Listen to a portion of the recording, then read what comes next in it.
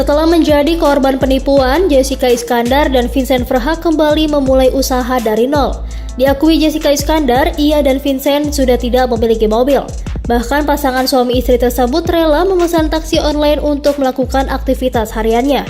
Dikutip dari kanal YouTube SCTV, Vincent berbagi cerita ia dan Jessica kembali memulai lagi dari nol. Sekarang aja kita pakai mobil mama papanya si Jess. Kita sekarang di nol lagi, kita nggak ada mobil sama sekali, ujar Vincent. Diketahui beberapa waktu lalu, setelah Jessica menjadi bintang tamu di salah satu acara, mereka pula menggunakan taksi online. Dalam taksi online tersebut ada Jedar, Vincent, dan Erik Iskandar.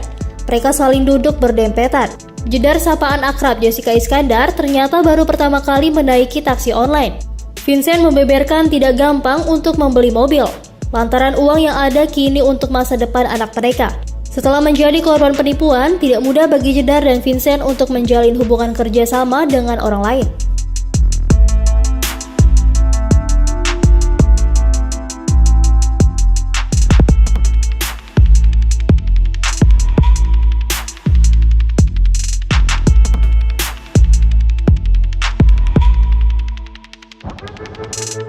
Terima kasih sudah nonton. Jangan lupa like, subscribe, dan share ya.